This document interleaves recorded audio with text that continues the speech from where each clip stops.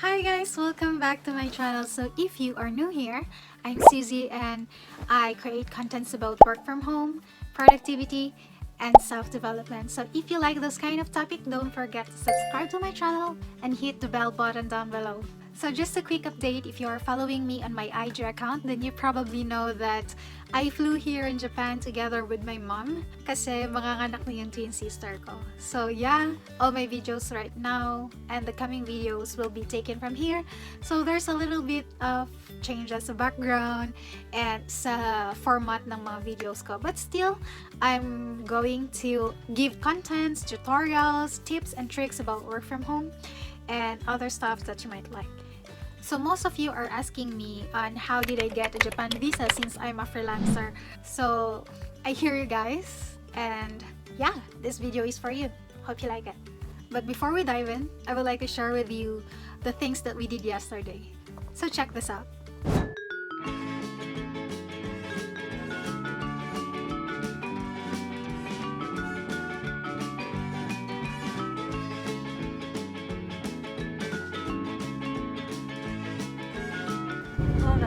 Okay naman dito. Amot na ako. Naroon nagsukat mo ito dito. Dahil negative.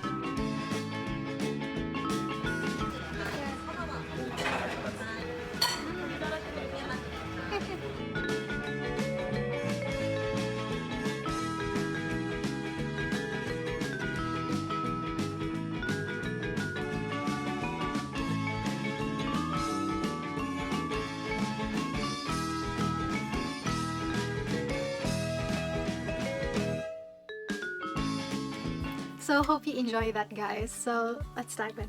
Okay, so for the single entry requirements, the first thing na pinakakailangan is the passport and make sure that your passport is 6 months valid pa siya.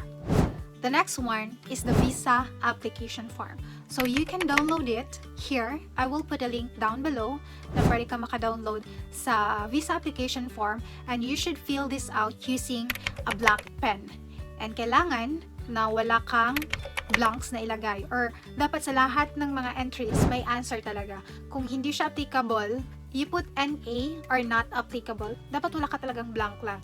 Kung wala kang ma-answer dyan, put NA or not applicable. Pwede mo kasi siyang ma-fill out digitally or i-handwritten mo siya. Kung i-handwritten mo lang siya, yung mga answers mo naka-handwritten lang, please make sure that you will print the application form in an A4 size. The next requirement is photo. Kailangan 2x2 siya and dapat white yung background mo. And also, put name on the back, your name and your birthday sa back ng photo mo. Isulat mo lang siya. And the next requirement is the birth certificate and it must be issued from the PSA within 1 year. And also, if you are married already, make sure to submit marriage certificate as well from the PSA then dapat. If you are a late registered like me, then you need to pass another 3 documents aside sa birth certificate. Kailangan mo ng baptismal certificate and then Form 137, either your elementary form or your high school Form 137. And also, you need to submit yearbook din. Kahit photocopy mo lang siya. Pero kailangan mong dalhin yung original muna.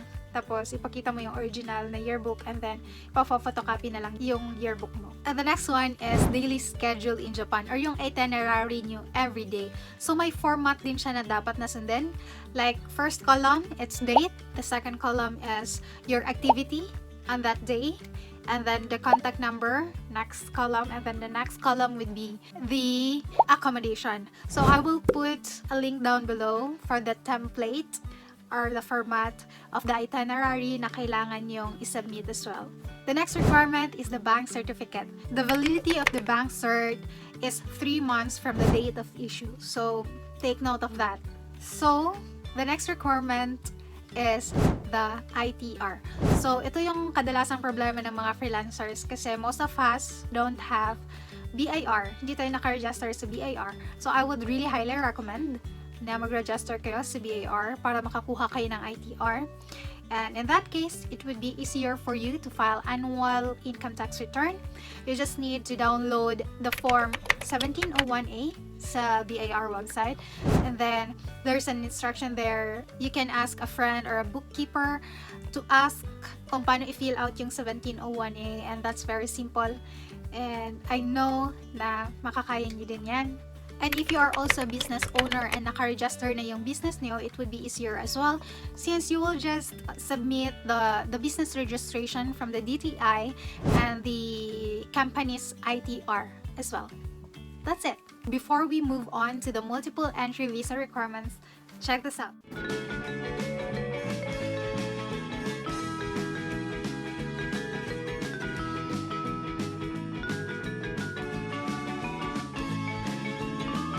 So, for the multiple entry visa, you will need the same, pero may mga natanggal na.